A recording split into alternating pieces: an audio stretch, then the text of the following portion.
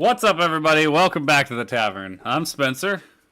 And I'm Eli. And welcome to episode 40 of Bardic Blunders. Boy, this number just keeps getting higher, and you know, it's weird. It's weird. But, anyways, today, we've got more D&D crap, and some various gaming news. So, they've been...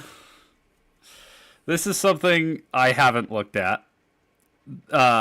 They've been revealing the redesigns for all the dragons. What's up, Cheese? Oh no. Yes, yep. All the different dragons are getting visual updates. So let's Hold on. Either share the stream on a pod. Oh, are you? No. Or I'll go open up the stream. Yeah, I'll pull the dragon redesigns up in a second. But Okay. first off, we've got Dungeons and Dragons reveals redesigned monk class. I have not looked over this yet, so I don't know how bad this is going to be. While other classes have received quality of life changes or more modest boosts, the monk has received significant upgrades to bring it in line with other martial classes and to improve its intended versatility. The monk has received a power boost starting at first level, with the monk's martial arts dice increasing in size from a D4 to a D6. Monk weapon classifications have also been simplified, with all simple weapons and all martial weapons with the light property now qualifying as monk weapons. Other core features like Patient Defense and Step for the Wind have also received upgrades, with players now able to activate both features without using a focus point, which were called key points. They should still be key points. What's up, Ian? The only reason why I would think of changing it is because the key makes it sound a lot more Asian themed. Yes. Like Eastern themed. So if you wanted to play a more like, hey, I'm a boxer. I can see that, I guess. But, I mean, you could just keep it the same and just you flavor it differently for your campaign. Spending a focus point on Patient Defense will now let players both disengage and dodge as a bonus action, while Step of the Wind will let a player both disengage and dash as a bonus action. That's not bad. That actually kind of helps the monk. Yes, it does. Except, I've never been a fan of monks trying to disengage in combat. They should dungeoning always be dodging. She dungeoning on my dragon till I D20. Thank you, Gore. Thank you. Deflect Missiles has also received an upgrade and was renamed Deflect Attacks. At lower levels, players can reduce the amount of damage from any attack with slashing, bludgeoning, or piercing damage instead of only ranged attacks. At 13th level, players can reduce oncoming damage of any type using this feature. Okay. I mean, monks had the problem of they were very shoehorned into one thing. Yes. And this is actually kind of making them more that you could play a pseudo tank with a monk. I was gonna say I'm liking this because so you know what this makes me think of.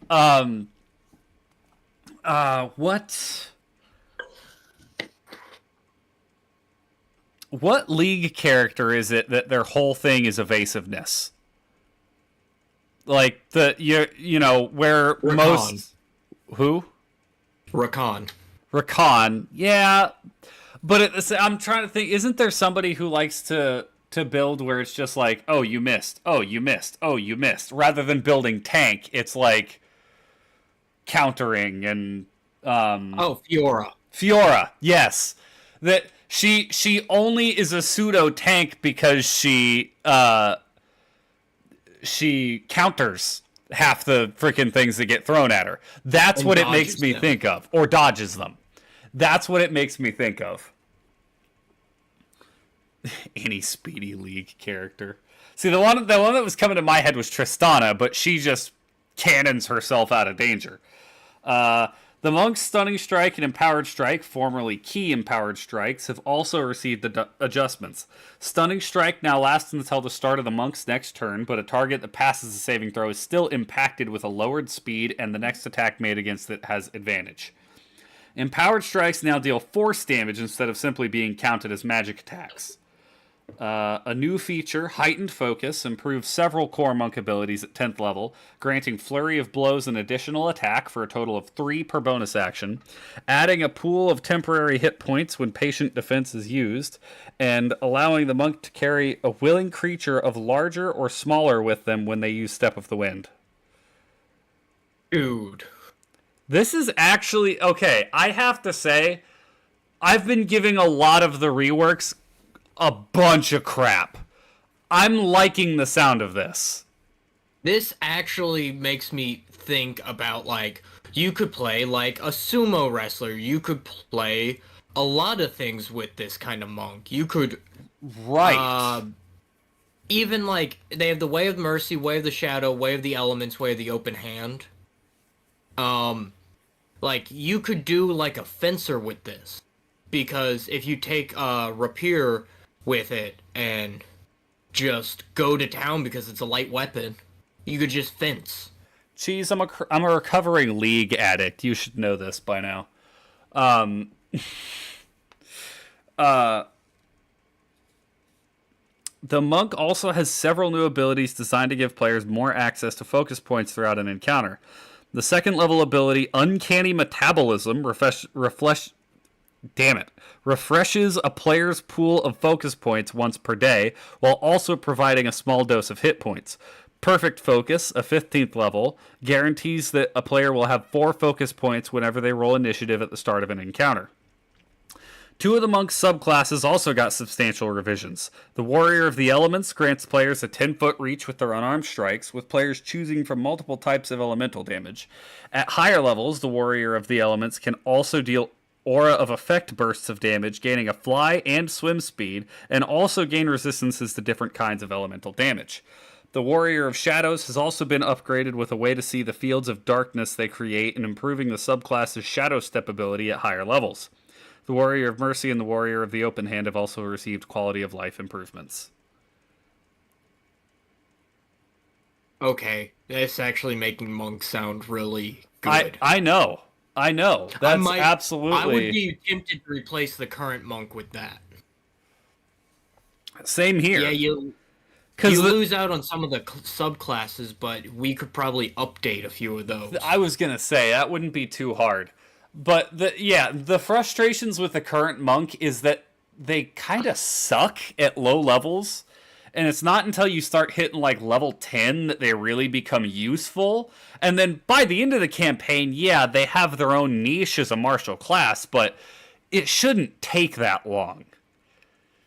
It's the spellcasting martial class. It's like, it sucks at the beginning, but is really good at the end, whereas most martial classes are really good at the beginning and fall off towards the end. It's like how the Warlock is really good at the beginning and then falls off at the end.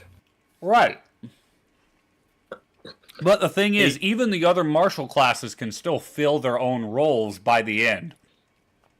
So, yeah, like, your barbarian, no matter what you end up playing, or you're gonna turn into a tank by the end of it. Just because whatever build you go, you're just so tanky by the end, you have to play the tank. Yeah, the barbarian is going to be the tank. But there are still some fighter subclasses that can deal a decent amount of damage. Ranger can hit pretty hard even without using spells. So there's certain things where it's like the martial classes can pull their own weight. At the beginning, the monk just outright sucks. Like, oh, I'm just dealing a d4 of damage every time I attack? Cool.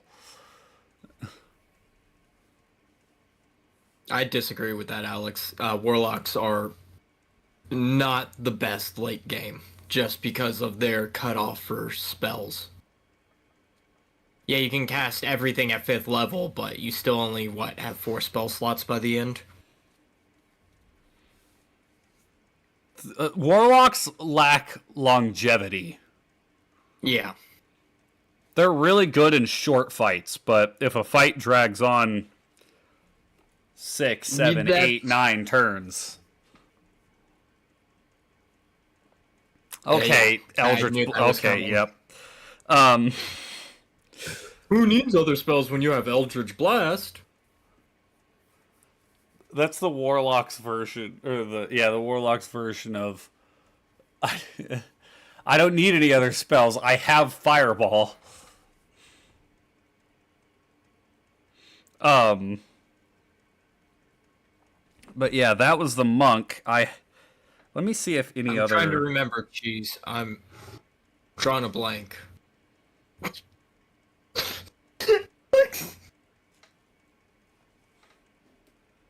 It's Fireball for casters with daddy issues.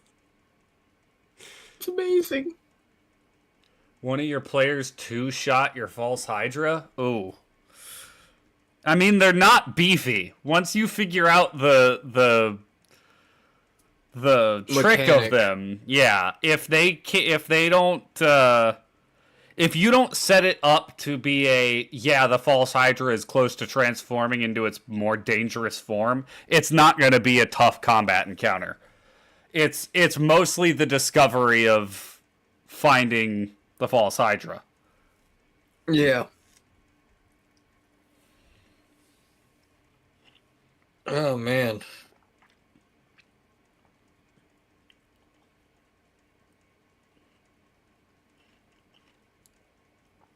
Did we cover the redesigned wizard class?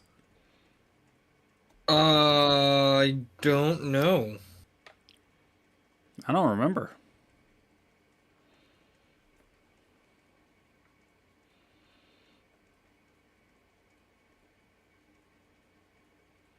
Oh, yes, we did. Yeah, we did. The only one, like, I remember we read through the wizard, we read through the ranger. All of the ones we've read through so far, we've been like, okay. There's some good points to take out of it, and good things, bad things, yeah. Overall, not bad, but the only one that I've been like, yeah, that's trash, is the druid. I don't like the way they've redone the druid. You never know. They could make the fighter a completely pointless class like 3.5 did. They could. They absolutely could. But I believe now it's time to pull up all the redesigned dragons. So, Red Dragon. I don't believe the Red Dragon has changed much at all. The Red Dragon is very similar to its original. Put it on screen. It's on screen. Oh. There's a delay. Yeah. I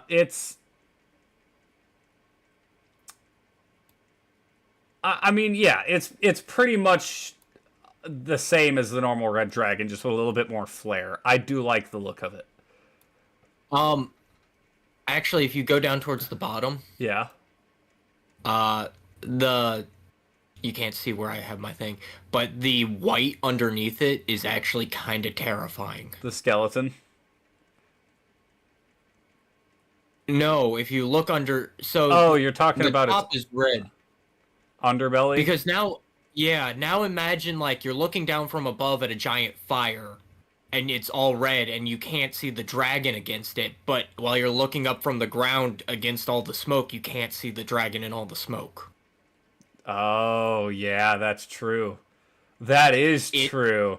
Oh, man. You just given a red dragon camouflage. Oh, yeah. That's a little terrifying. Okay. I also like how they made the tail a little bit more snake-like. Yes, they definitely did. And you'll see like that the one of these that I have seen is the gold dragon, and you'll see that whenever we go to the gold dragon. So this is the bronze dragon, rather. I like the design of this one. This is the aquatic one, right? Yes.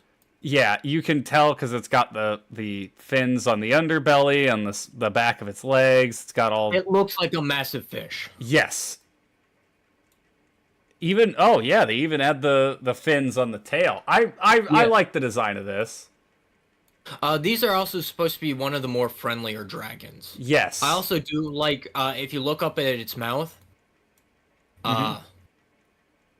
uh I once again there's a delay, but if you look at like the head and the mouth, you notice how it has a smaller snout than the red dragon. Oh yeah, much smaller. Much smaller.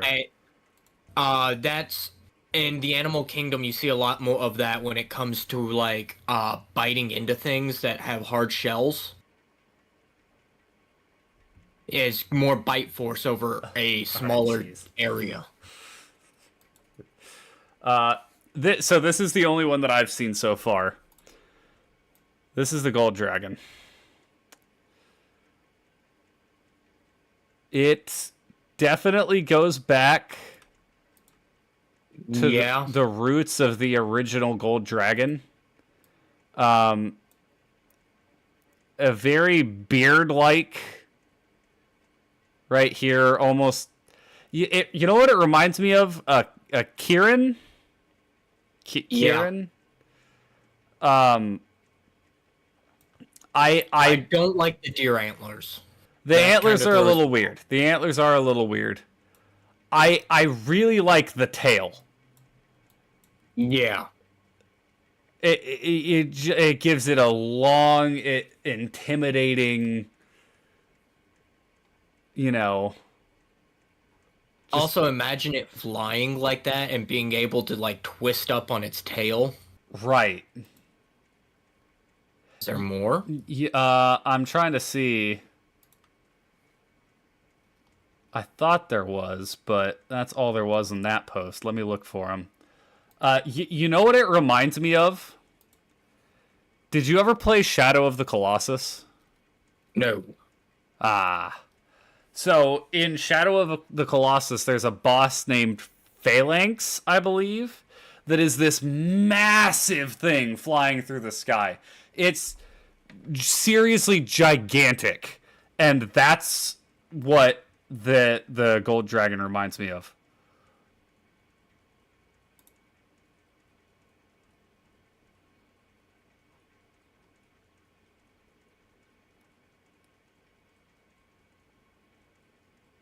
Oh, I found some other art of the gold dragon. Ooh.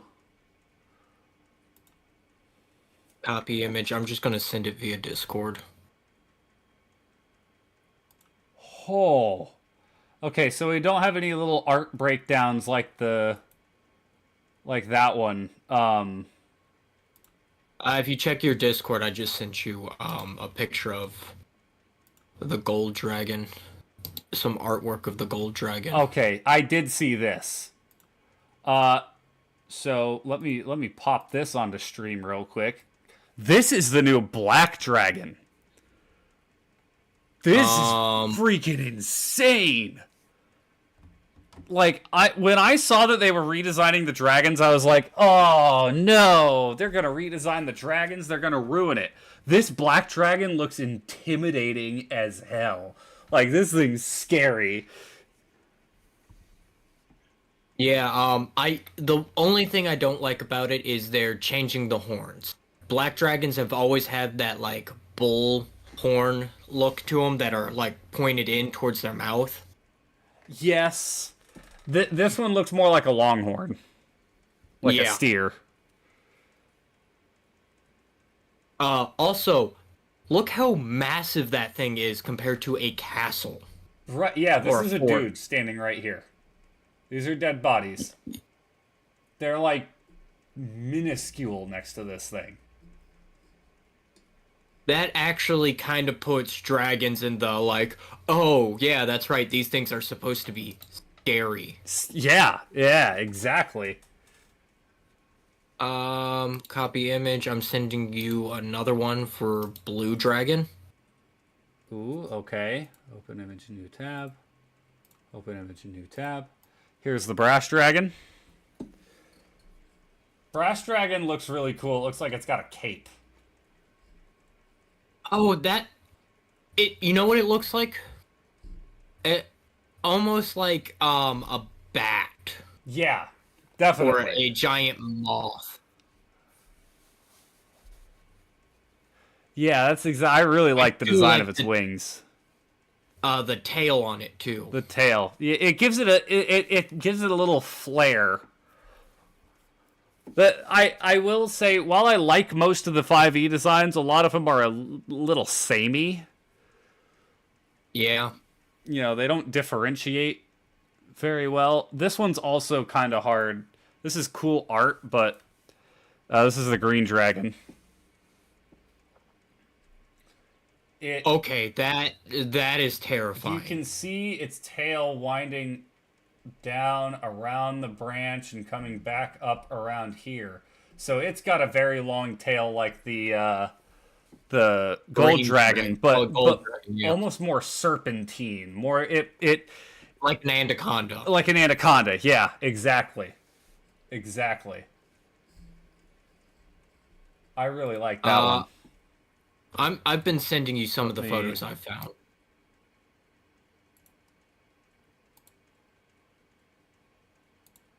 Okay. Oh, that's another really dope picture of the green dragon. Oh, I mean, huh.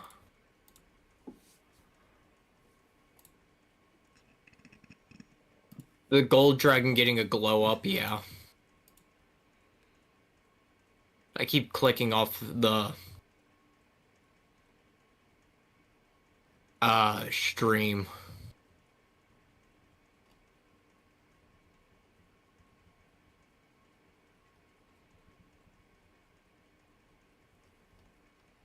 Hello?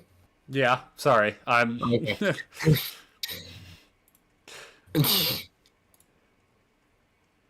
This one doesn't look like it's as sure, but this is the white dragon that I'm seeing. I really like the. If this is the Oh. one, I like this because the white dragon's supposed to be like the most feral of all the dragons. Yeah, And it's supposed to be like a polar bear compared to the other dragons. yeah, but the spiked plating down the neck and on the back of the wings, and then it's got plates on its belly, Yeah. and then the big club tail. What's up, Shadow City? Yeah, this is a really cool design. I really like that one. And you'd have to think it would have a burrow speed on top of that. Probably. This is the blue dragon. Oh, this is one of my. I like the lightning arcing down its spines. Yeah, I just wish it would have kept the same color pattern. You know, Because it's black on the back. It needs to be Yeah. blue. If it's a blue dragon, it needs to be blue. I'm not 100% certain. These don't seem confirmed to be the exact designs. Like this green dragon in one picture looks different from the one further down, which looks different from the one in the picture that I saw. well, another thing that they could be trying to hint at is like regional differences between dragons. Yes. So a green dragon that has to spend more time underwater is going to be more like snake-like, like an anaconda, than one who has to spend more time in like a forest, which is going to have to be more like predatory and like stealthy, like a panther. They're redesigning all the dragons, Shadow City. Here's a side view of the black dragon. Whew, that's intimidating. That is scary. This is the black dragon is legitimately like, oh. Like that's the kind of thing you see and you're shaking in your boots. That's what. See, a red dragon's scary, but that thing, it catches you in the middle of the night. Oh, you're done. Yeah. Here, I'll All you pop up see is this. like the bone white of its face. This is the gold dragon art. Yeah, it's That's elegant. so pretty. It's very elegant. The new Black Dragon looks like a Dark Souls boss. You're not wrong. Yeah. Because my thought on the Gold Dragon has always been it looks kind of doofy, Yeah. but this gives it an elegance that it lacked in the other. Yeah.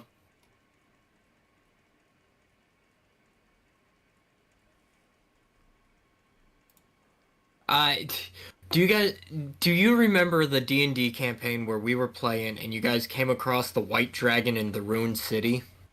And you guys were Yes. like, "Okay, we're gonna get ready to fight a white dragon." And you guys went up and you guys looked at it and were like, "Something's off about this white dragon." This doesn't look like And a white dragon. it doesn't look right, and it turned out to be a black dragon that had slept for so long that its scales had lost pigmentation. Yep. And it about scared the bejesus out of everyone. Because when you go to fight a white dragon compared to a black dragon, that's a completely different strategy. Like a white dragon, you have to show up with force and beat it down to get it to even talk to you. Where a black dragon will start by talking to you and then stab you in the back.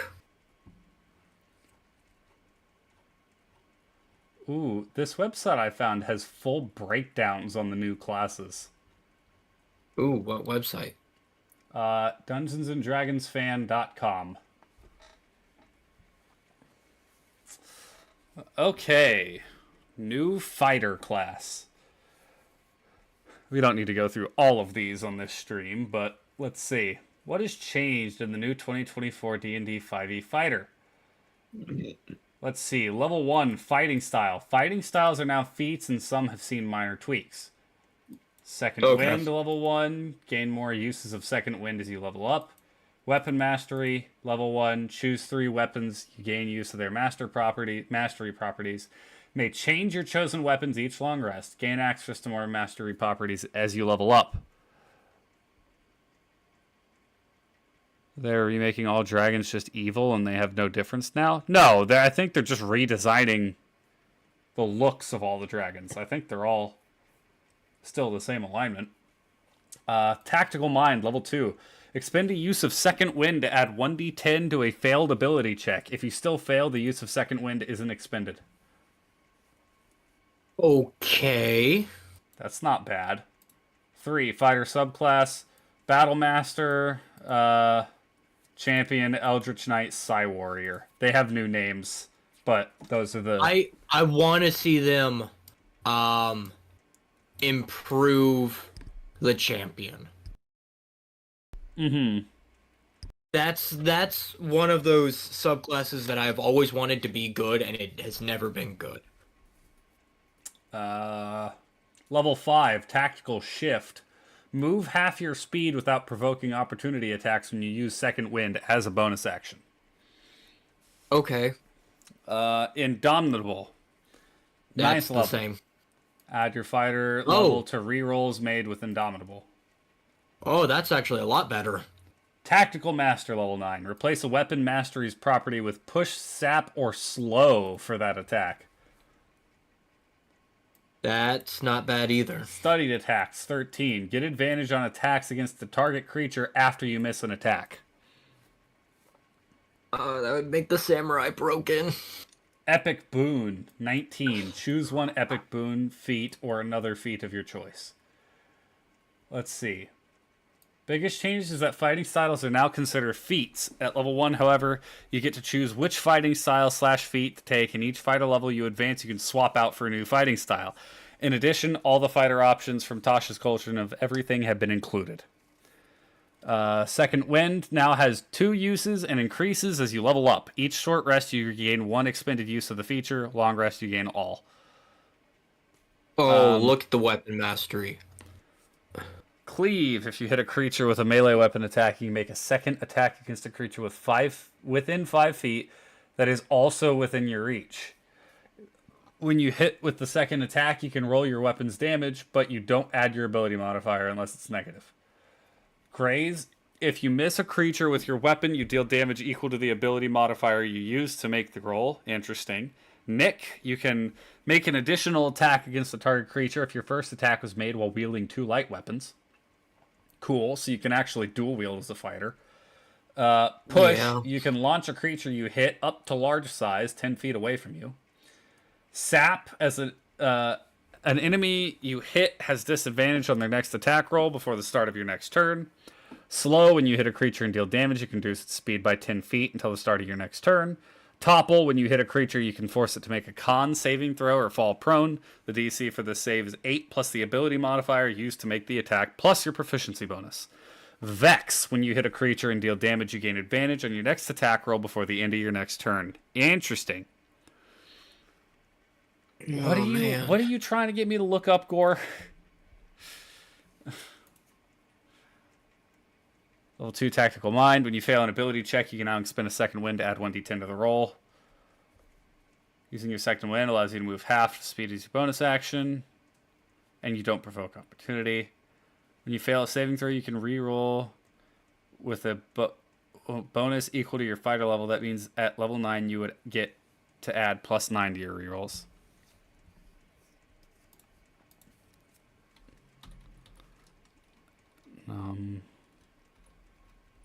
Namiel.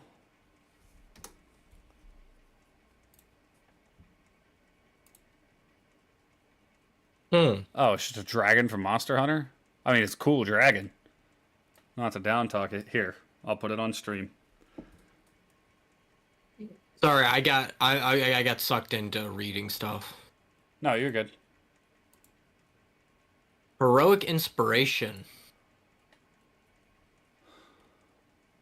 Gives you a reroll on anything.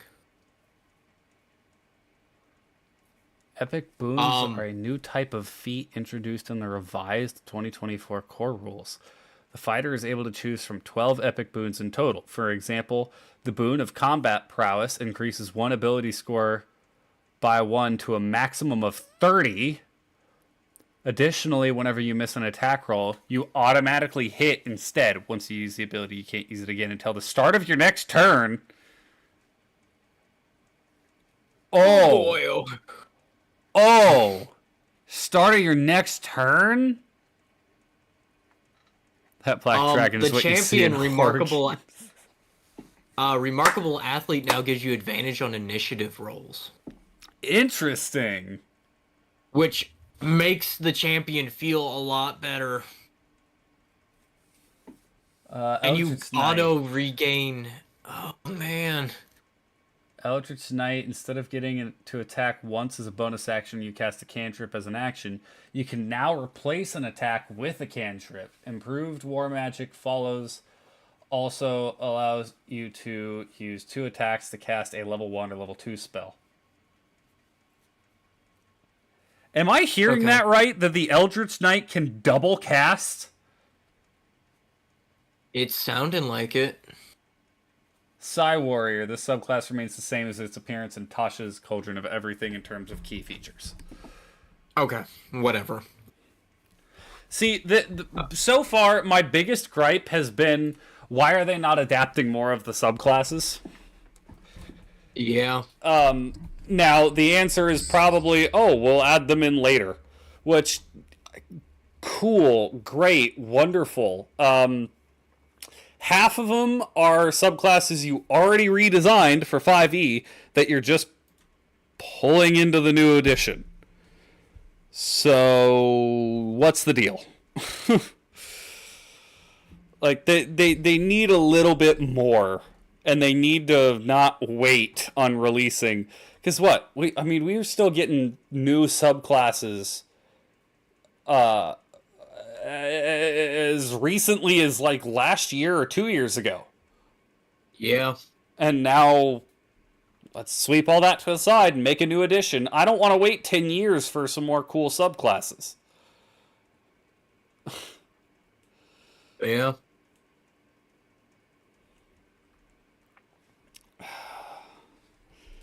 New Barbarian.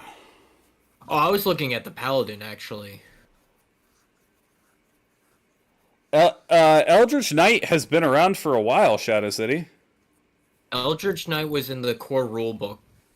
Yeah, since 2014. Oh, that's some dope ass art of the barbarian. The Yeah. second one. Oh yeah, that's pretty good. What are these streams about? Oh, it's just a podcast. We talk about nerd stuff. For example, today's D&D. We also will have some video game stuff in a bit, but let's see. Let's just skip through all this. In the 2024 version or 2014 version of D&D 5e, your rage lasted only 1 minute, and you would have to make a weapon attack or take damage to continue raging. In the new 2024 rules, you can now use a bonus action to maintain your rage. This opens up some interesting new strategic options since it means you can fight, then move, aid a party member, or take another more complex action, then continue to rage. What's more, your rage is also extended if you manage to force an enemy to make a saving throw. In the 2014 rules, rage can only be recovered during a long rest. The new 2024 Barbarian, however, allows you to regain 1 use of rage when you finish a short rest. Okay. Champion is still going to be the least played fighter subclass, I bet. Not at the beginning when there's only 4. I mean, I guess it will be. It could be the least played of the 4, but I still think a decent number of people. Warrior will be, because Psy Warrior has a lot more dice than people think about. And that's fair. So barbarians get to use the weapon mastery feature. We already read through all of those. That makes sense. Danger Sense, level 2. In the 14 rules, Barbarian had advantage on dex saving throws against effects, such as traps or spells, so long as they can see the threat and aren't blinded, deafened, or incapacitated. This feature has been changed for the 2024 Barbarian, and you're now able to get an advantage on a dex saving throw, even if you are blinded or deafened. Okay. Big amount of number make brain hurt. Primal Knowledge. This feature was optional in the 14 rules, but is now official in the 24 rules. Primal Knowledge gives you an extra skill proficiency from the Barbarian skill list, and the ability to replace certain skill ability modifiers with your Strength modifier when your Rage is active. The skills you can choose from are Acrobatics, Intimidation, Perception, Stealth, and Survival. The goal here with the 24 redesign is to make Rage valuable outside of combat, for example, using your Rage to intimidate an NPC. Huh, that's interesting. Like that, actually. I just gotta know. Perception, are you just like forcing your eyes to strain harder so you can see further away? Survival, it's like you're just running through the woods, grabbing berries and eating them. I love the idea. What are you doing? I'm seeing faster. That's not how that works. Using rage on stealth. That's terrifying. You don't see me. I don't see you. It's the Batman one where the guy opens the door and sees Batman, closes the door, is like, oh, what was in there? Oh, nothing at all. Nothing. Level 7, Instinctive Pounce. This is another optional 14 rule that is now official. With this ability, you can move up to half your speed as part of the same bonus action you take when you enter a rage. Okay. That's terrifying. That is scary. Level 9, Brutal Strike replaces the Brutal Critical, which allowed you to roll one additional weapon damage die on a crit. With the new Brutal Strike, if you have advantage against an opponent, you can burn it in exchange for an extra 1d10 damage to your strength-based attacks. In addition, you can choose from either of the 2 following effects. Forceful Blow, you send your target flying 15 feet away from you. You can then move up to half your speed towards your target without provoking any opportunity attacks. Or Hamstring Blow. You reduce your target's speed by 15 feet until the start of your next turn. Notably, a creature can only suffer from 1 hamstring blow at a time, so you can't double up on this. Brutal Strike is designed to work particularly well with the Reckless Attack feature, which is still available at level 2, and remains unchanged. Lordy. Which provides advantage on strength-based melee. Yep. Oh man, forceful blow is scary. Oh gosh. Yeah, that's terrifying, especially you just reckless attack every single time like you already do as a barbarian, but now it's like reckless attack but instead of advantage I'm dealing 1d10 extra damage. Yeah. Jeez. Level 11, Relentless Rage.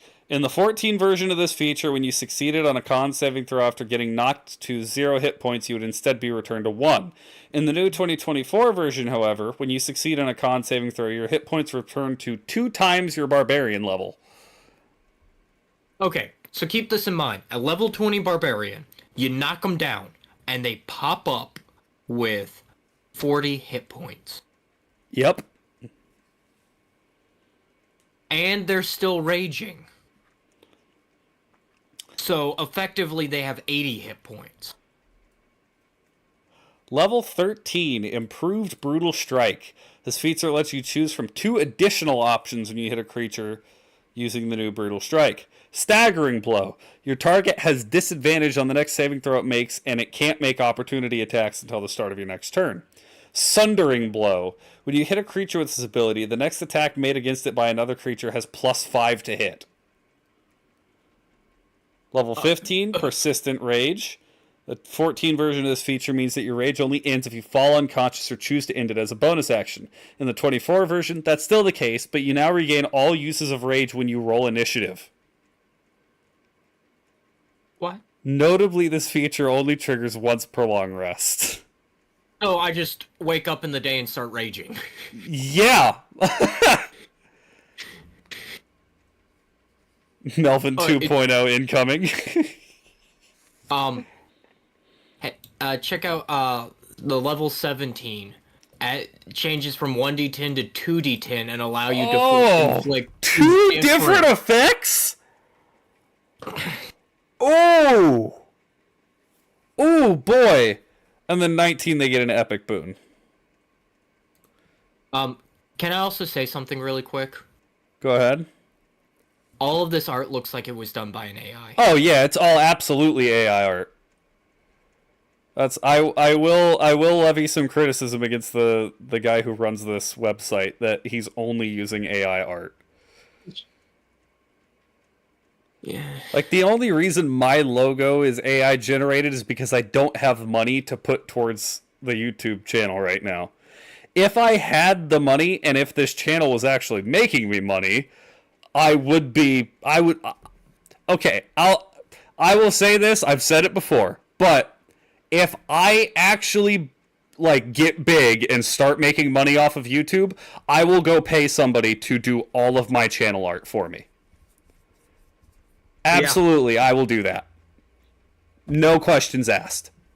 I don't like using AI art personally in situations where it's would make sense. It would be better to hire somebody to do it. What I use AI art for is if I'm thinking of a character in my head for our D&D campaign and I can't quite visualize it. Sometimes it's like I can't pin down what I want them to look like. Let me give a brief description, like okay, they're a thief, female thief who does the blah blah blah blah blah. And then hit enter. Okay, that looks good. Let me tweak a couple things. I now have an idea of how to describe it to you guys. I did the same thing with all of the deities in my world, where I was like, okay, this guy's the god of the forge. All right, cool. That's an image of the god of the forge. Okay, I want to do something a little more interesting with this guy. So this one's an emerald dragon and blah, blah, blah, whatever. There is no world in which I would pay an artist to make art that nobody else is seeing just so I can describe it to people for D&D.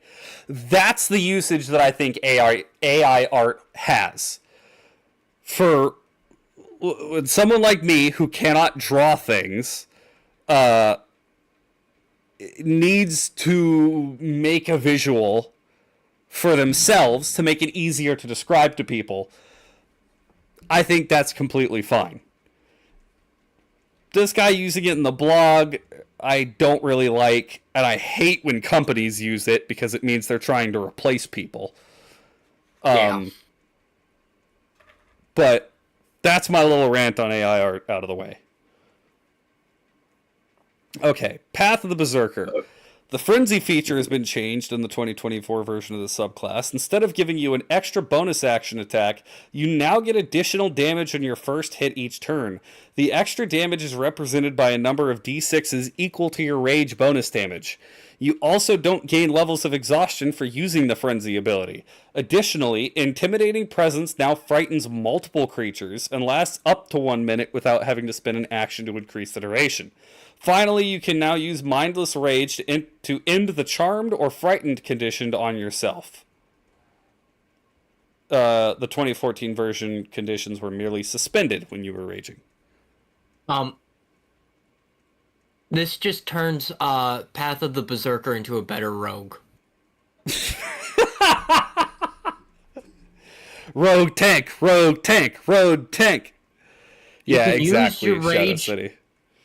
You can use your rage to stealth, and you get a not a better version of sneak attack, but a barbarian version of sneak attack.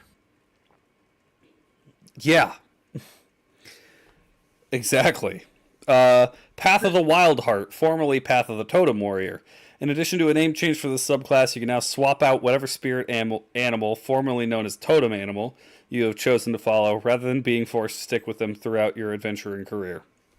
Okay, great, except for there are certain ones it's like, why would I change that?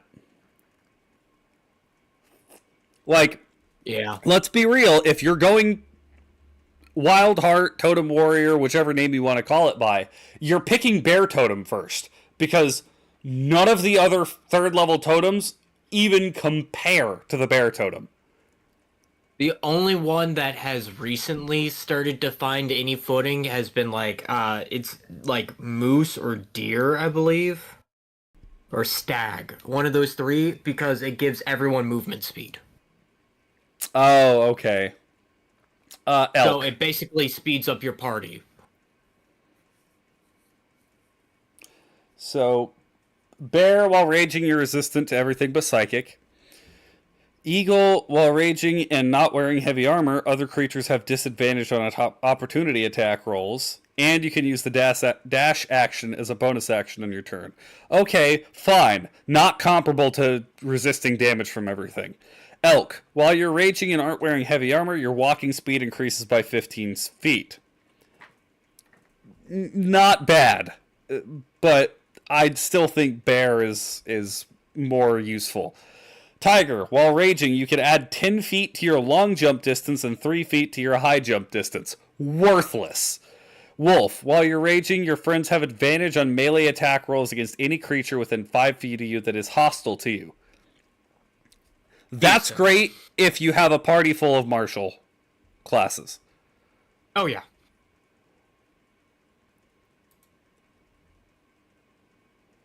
So, you know, Barbarian, I'm liking what they're doing with the martial classes, actually. I think they're doing a lot of good things with the martial classes. They broke Warlocks. Yeah. They can have as many packs as they want.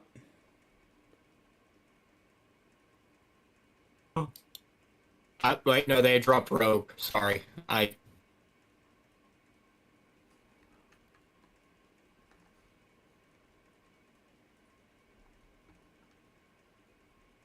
gotta go look at Rogue. I don't care anymore. We already read through Rogue. Not the in-depth one, but we went through one that was a little bit more bullet point than in-depth. So, rogues get weapon mastery. I'm assuming every martial class gets weapon mastery. Rogues get Thieves' Cant and an additional language proficiency. Steady aim was optional in Tasha's, but is now an official rule. Bonus action, you get advantage on your next attack roll. Notably, you can only use this if you haven't moved during this turn. And after you use steady aim, your speed is reduced to 0 until the end of the current turn. Yeah. You're just trading movement speed for advantage. Yeah. Which is great if you're in the middle of combat. Right. This is the new feature, Cunning Strike. This is the new feature for the rogue. When you deal sneak attack damage, you can choose to forego one or more sneak attack damage die to add a Cunning Strike effect to your attack. The DC of your Cunning Strike effects scale off of your dex, and you choose one of the following options. We did cover this. Poison. Oh. Your target must succeed on a con saving throw, be poisoned for 1 minute. Repeat the save at the end of their turns. Trip. Maybe we did. Dex saving throw, target becomes prone. Withdraw, you move up to half your speed without provoking opportunity attacks. Higher levels, you're able to access additional Cunning Strike options and even get to add 2 effects to a single sneak attack. Reliable talent. This feature is identical to what was previously featured in the handbook. Only difference is instead of getting it at 11, you get it at 7. Level 11, improved Cunning Strike. You can stack sneak attacks and use 2 Cunning Strike options instead of 1. Level 14, Devious Strike further expands on the Cunning Strike with Daze. Target fails a con saving throw. They can only move or take an action or a bonus action, so they're slowed for their next turn. Knockout costs 66. If your target fails a con saving throw, they are knocked unconscious for 1 minute. Able to repeat at the end of each of their turns. The days cost 2d6, by the way. Obscure costs 3d6. Your target needs to make a dex save or be blinded until the end of next turn. Blind Sense. Level 14. Yeah, we know that one. Yep.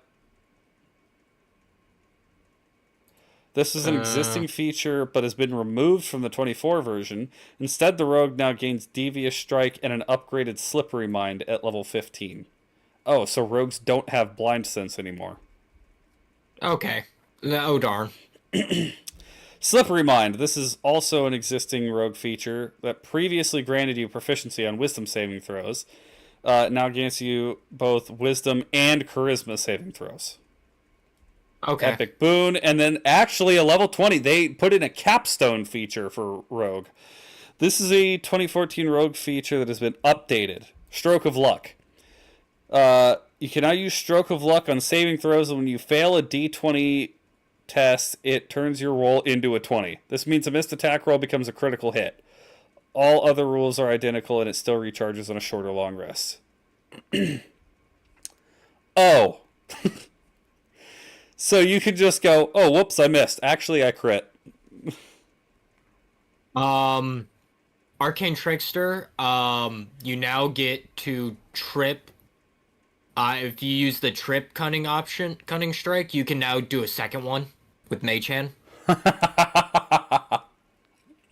Which, to me, is really funny if you think about it. Like, you trip one guy, and the guy running behind him gets his pants yanked out from under him and falls face first. By a spectral hand. Yeah, that's fantastic. Assassin, you can now more easily trigger Assassinate and Death Strike. The damage, however, has been reduced. You are also more adept at poisoning and impersonating others, and you can move after using steady aim. Okay. Okay. Here's my question. When it says it's easier to activate, does that mean you can do it more than one time per combat? Because if not, the damage reduction is not worth it. Yeah. Soul Knife, you have now more range, and you additionally the blades have the Vex Mastery property. Thief, you can activate magic items as a bonus action and have a new cunning strike option called Stealth Attack that allows you to remain hidden after attacking. That's terrifying. That actually gives the thief something super unique. Use Magic Device now offers an additional attunement slot. Okay.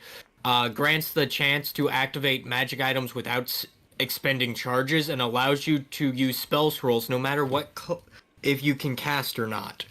That's terrifying. Yeah, I like that. Imagine a thief in the shadows dropping fireball on you and not being seen. Yeah. That's scary. Thief might actually become the most played subclass. It might. It indeed might. Okay, let's see. Wizards. Spellcasting. Biggest change is the number of spells you can have prepared is no longer based on your intelligence modifier plus wizard level. Instead, the number of spells you can have prepared at one given time is set as a fixed value listed in the wizard's class table. In addition, the cantrip formula feature, which was an optional rule from Tosh's Cauldron, is now a core feature. This allows you to replace a cantrip you know with another cantrip from the wizard spell list whenever you finish a long rest. The way spellbooks work has also been updated. In the 24 rules, a spellbook can now be used as a spellcasting focus and are impossible to be read by anyone but you without the use of an identify spell. Okay. Ritual Adept, level 1. This is really formalizing the ritual casting rules as their own standalone feature for Wizard. Allows you to cast a wizard spell as a ritual if the spell has the ritual tag and is in your spellbook. You do not have to have the spell prepared. Scholar, 24 Wizard gains expertise, letting you double your proficiency bonus in one of the following skills: Arcana, History, Investigation, Medicine, Nature, or Religion. You must be proficient in the skill to get this bonus. Level 5, Memorize Spell, lets the wizard swap out one prepared spell for one in their spellbook whenever they take a short rest. Level 18. What? Wizards just have a drought from level 5 to level 18 before they get anything new? Subclass. I guess. Spell Mastery has also changed from how it was first presented. In the 14 rules, you could choose one first level and one second level wizard spell from your spellbook. If you had them prepared, you could then cast these spells at their lowest level without burning a spell slot. You could also swap one or both of these spells by spending an 8 hours to study. In 24 rules, however, the chosen spells must have a casting time of one action, and you can only swap one spell at a time rather than both. The chosen spells, however, now count as always prepared and can be swapped out on a long rest rather than requiring 8 hours of dedicated study. Okay. Abjurer, Diviner, Evoker, Illusionist. Arcane Ward feature can be refilled as a bonus action by expending a spell slot at 10th level. Abjurer wizards also get a new feature called Spellbreaker, granting them counterspell and dispel magic, which are always prepared with the letter cast as a bonus action. Additionally, if you use either spell and fail, no spell slot is burned. What? Counterspell and dispel magic. Yeah, I counterspell every turn. If the spell fails, I don't burn a spell slot. Diviner, the third eye feature now uses a bonus action, while the dark vision feature has increased its range to 120 feet. The see invisibility option also allows you to cast the see invisibility spell without using a spell slot. Additionally, ethereal sight has been removed as a feature of the subclass. Okay. Evoker, the potent cantrip feature, now provides half damage on both missed spell attacks and successful saving throws against your cantrips. Illusionist. Not bad. Yeah, it's okay. Illusionist, improved illusion now replaces improved minor illusion. This allows you to ignore verbal components for illusion spells and increase the range of certain spells.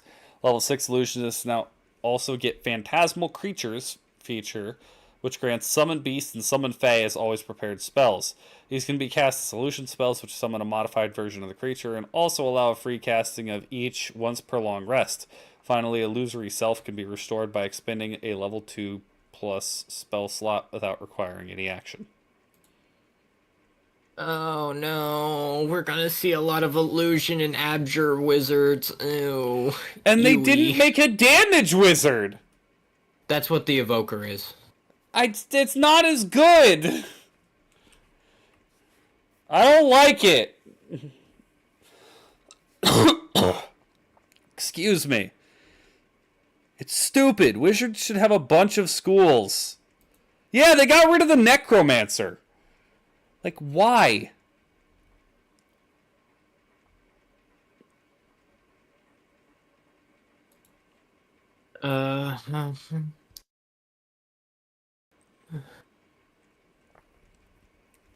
Oh, oh no. What? Oh no, Spencer. Um, College of Dance Bard subclass. Unarmored defense. Your base armor class equals 10 plus your dex plus your charisma modifier. Jeez. When you expend the use of a Bardic inspiration as part of an action, a bonus action, or a reaction, you can make an unarmored strike as part of that action, bonus action, or reaction. Uh, you can use dexterity instead of strength for unarmored strikes. Okay. You can pass off.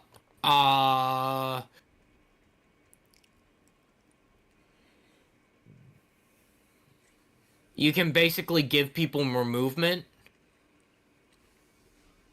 When you roll initiative, you can spend one of your Bardic inspirations. If you don't have the incapacitated feature, when you do so, roll your Bardic inspiration die and choose a number of creatures within 60 feet of yourself. You can choose yourself also. Up to a number equal to your charisma modifier, minimum of one creature. Each of them gains a bonus and to their initiative equal to the number rolled. You always have Odo's level 14. You always have Odo's irresistible dance prepared. You can cast it without spending a spell slot. Okay. That's horrifying. All of a sudden, I want to play a new bard. The return of Mars. No, Mars was not a dancer. He was a singer. Okay, whatever. That's just the last time you played a bard. Yeah.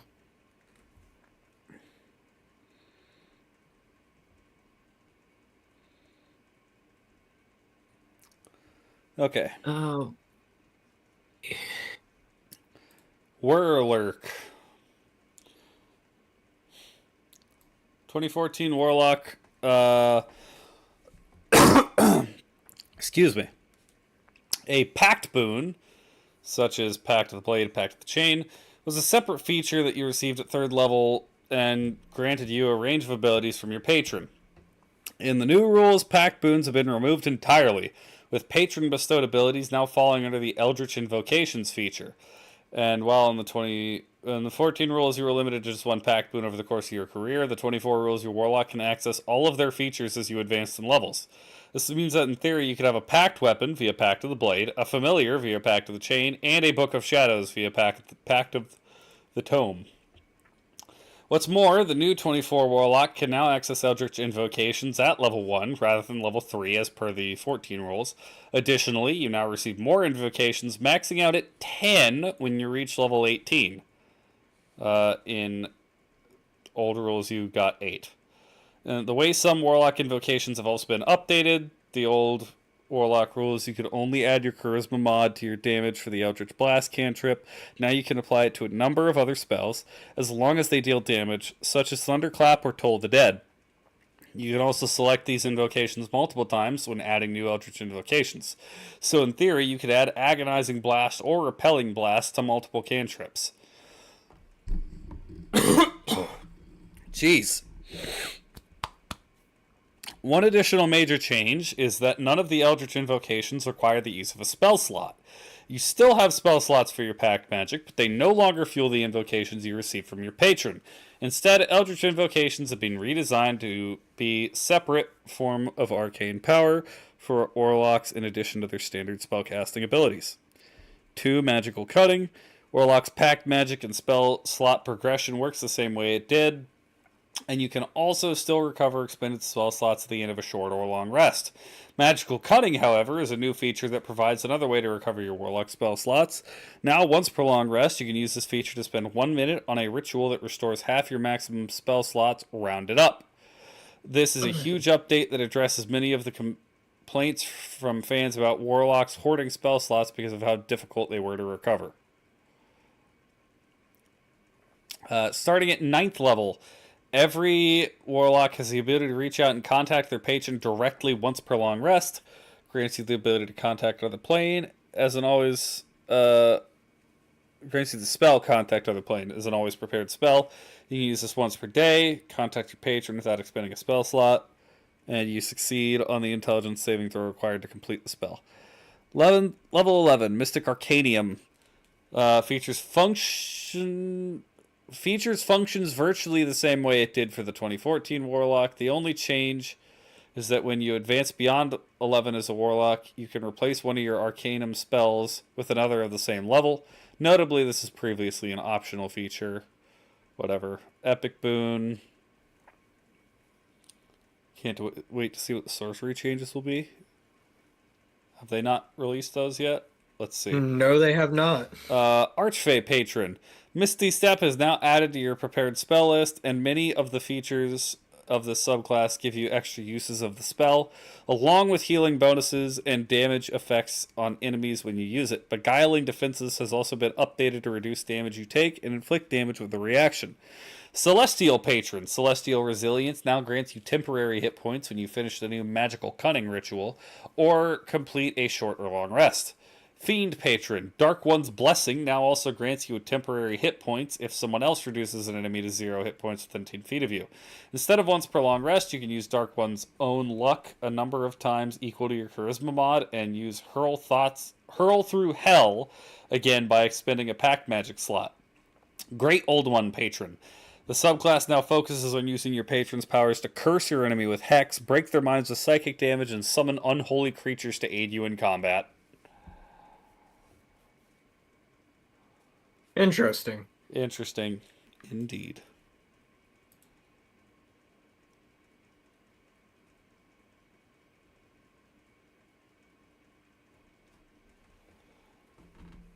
I think we've covered... Oh, we didn't cover Paladin. Let's see. Paladin Lay on Hands is now a bonus action. Okay. No longer be used to remove diseases, although it can cure the poison condition, and can now be used on constructs and undead. Oh, nice. Spellcasting can now be used at level 1 as opposed to level 2. Has been updated to reflect new slots and levels. They get Weapon Mastery. They get Fighting Style.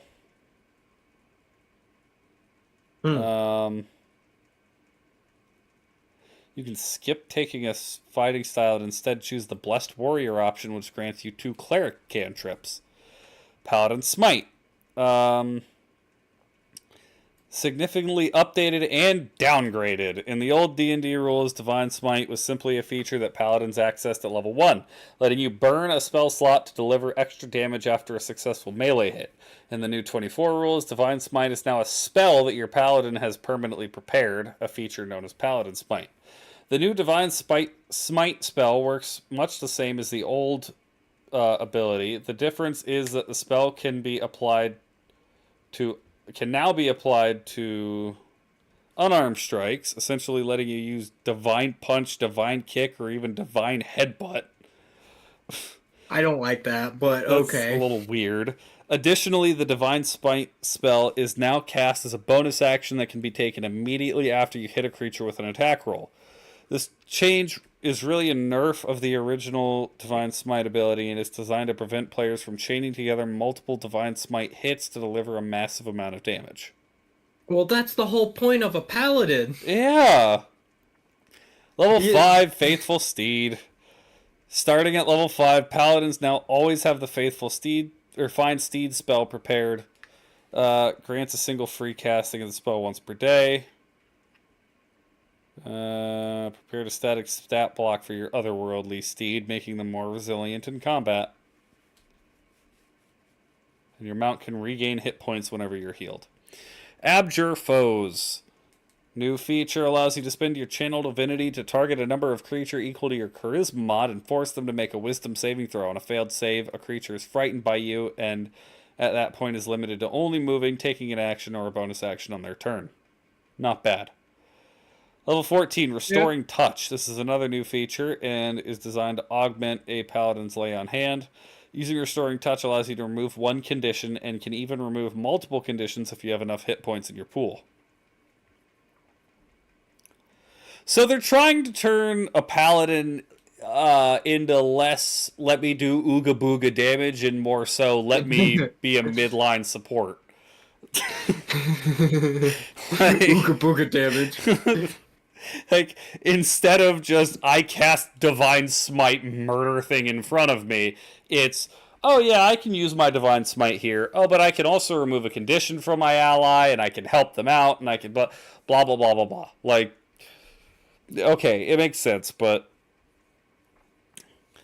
Oath of Devotion, Sacred Weapon, and Holy Nimbus features now each last 10 minutes instead of 1 minute. Additionally, Holy Nimbus can also be used again by spending a level 5 spell slot.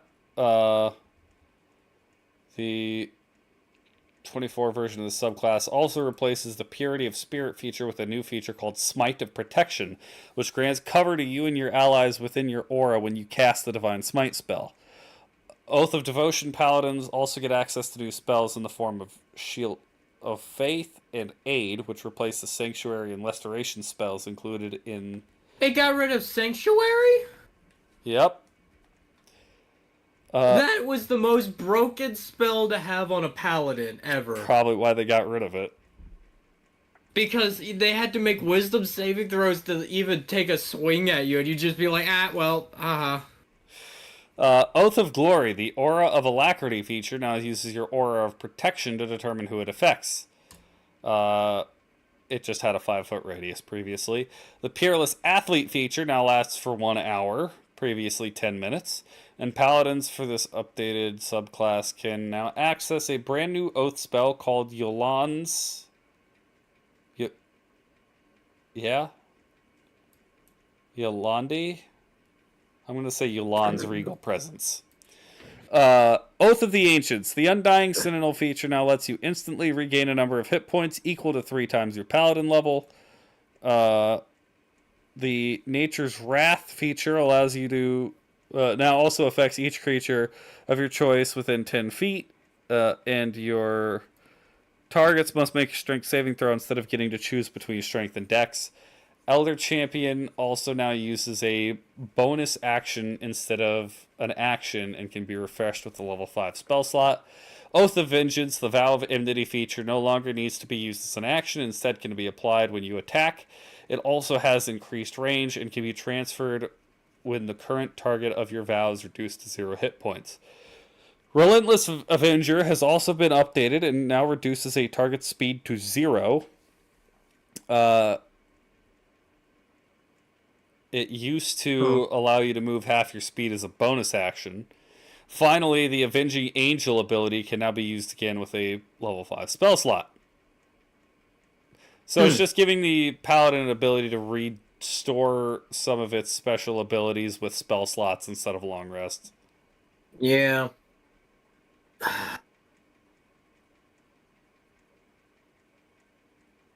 It's... I like paladins being more of the frontliners. Yeah.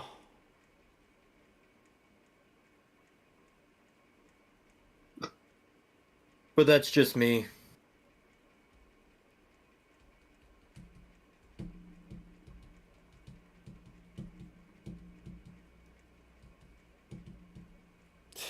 Well, that's D&D. That's all the D&D news for now. Just a couple of things to touch on real quick. Shrek 5 has been announced. If you didn't see that. Yeah.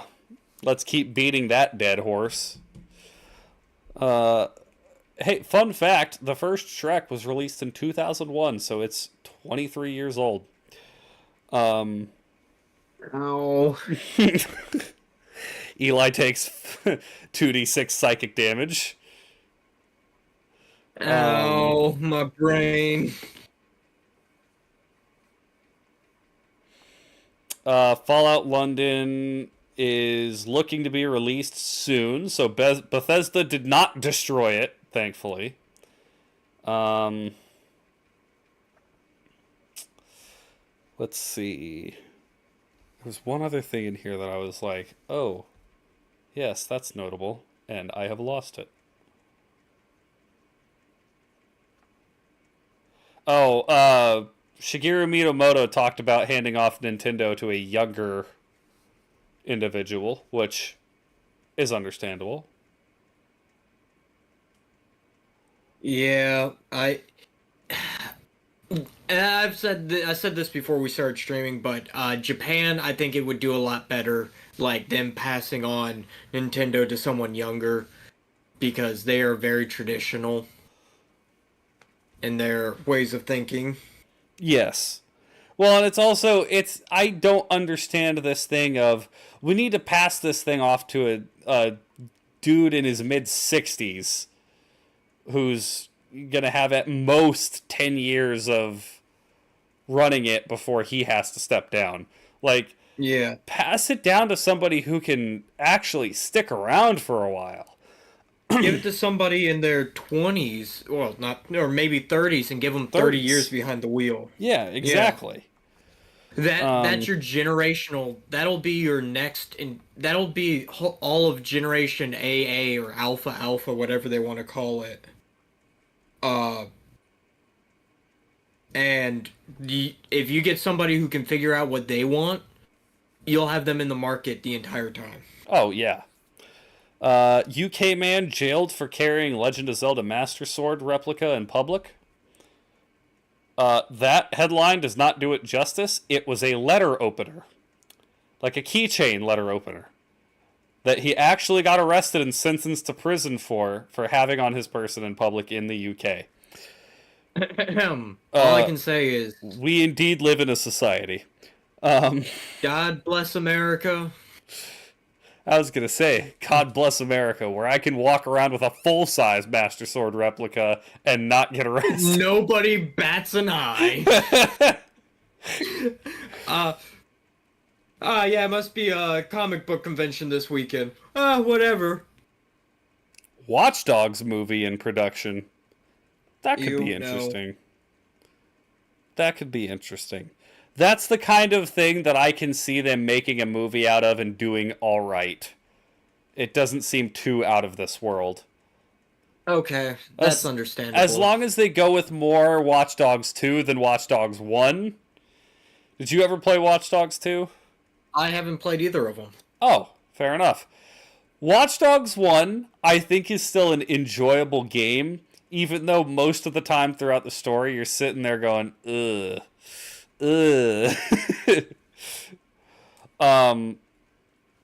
Watch Dogs 2 is legitimately a really good game with a lot of really charming characters. Mm-hmm. Fair enough. Anything else important?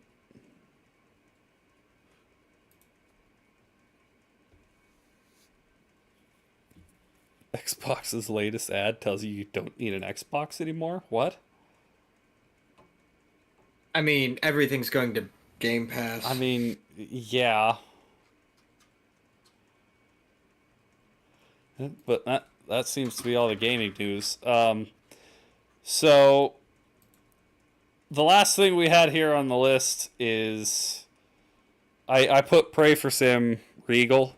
If you guys don't know who Sam Riegel is, he is one of the members of Critical Role, which is easily the most popular D&D show on the internet.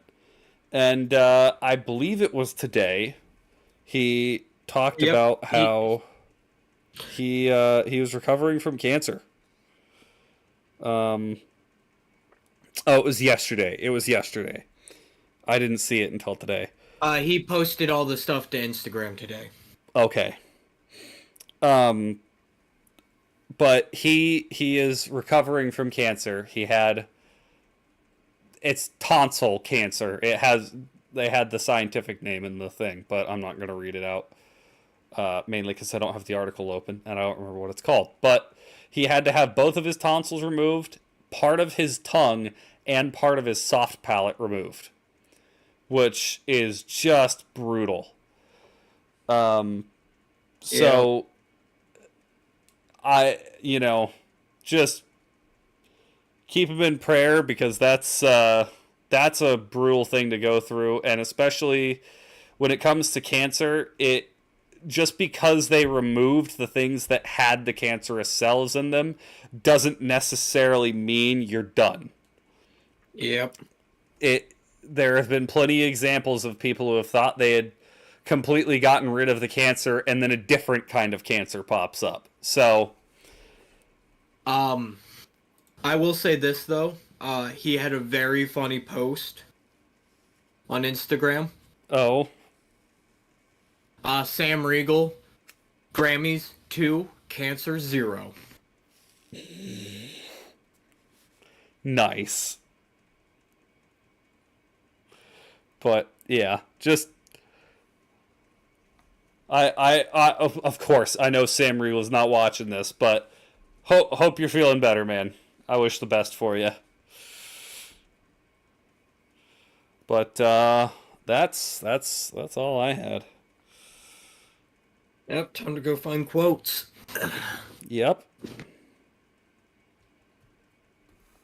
What do we want to quote from?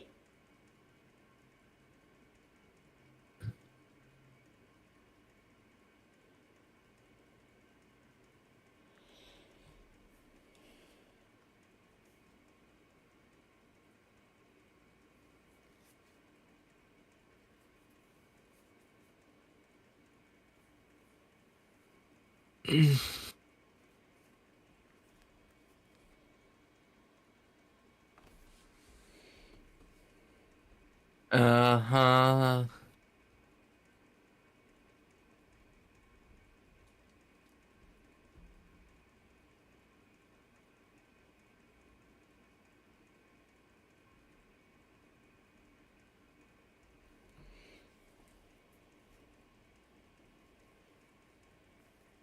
Damn it. Didn't have the quote I wanted there.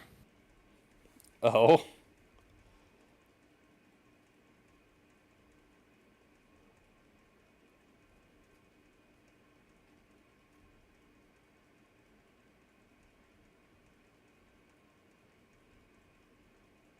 Okay, I got the quote. I got mine. All right. Mine, we all need friends, old timer. We die alone, but we live among men. John Marston from Red Dead Redemption. That's a good one. Did he eat his last layer too? From the DnD movie.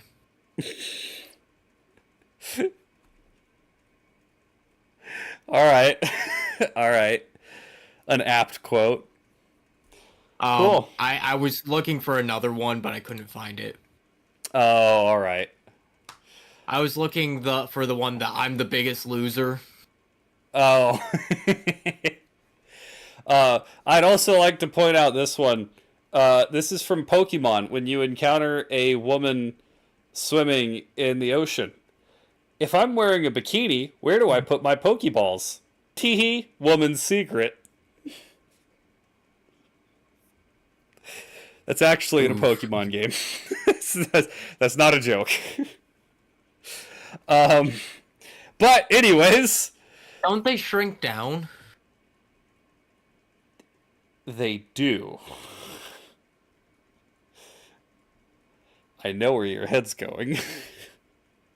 No, I'm just asking because there's like accessories that you could attach to like your hair that would make it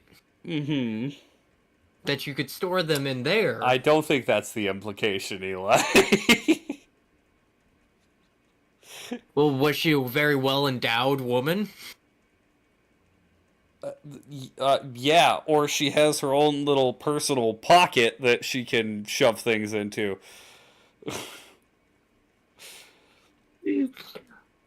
Why you gotta be so dirty, man? Oh, yeah, sure. This stream is made for kids. I'm dirty, not Nintendo, the ones who decided to put it in the game. Anyways, thank you, everybody, so much for watching. Let me ask you live on stream. Do you work on Thursday? Me? Yes. Yeah, I work on Thursday. I get off at 3-ish. Maybe. Well, What? Wait, what? What? Hold on, what? Tyler's off I on work? Thursday, so... Yeah. If we do it after, like, around 4 o'clock, if we stream around 4 o'clock, I can join in. Let's go. What are we streaming? New Lethal Company update? We could do that, or we could play Ultimate Chicken Horse. Oh, I could also buy Tyler Castle Crashers. That as well. Oh, it's like $3. I was trying to It's buy like it for him, but he $1. refuses to accept my friend request on Steam. Oh, shoot. Oh, wait. This is a call out He on just did. Twitter.com. Actually, no, he just did. Hold on. Nope, it says his profile is private, so I can't view it. Oh, that's fantastic. I'm creating a new goddamn group. Well, I'm putting him in it. We'll I'll put cheese in it as well. We'll do Elden Ring other days. Ian, I want to do a collab stream with my friends. I forgot I changed your name on Steam to Snooky. Yeah, I remember that. That was really funny when you did that. It made a whole lot of sense. I laughed about it all the time.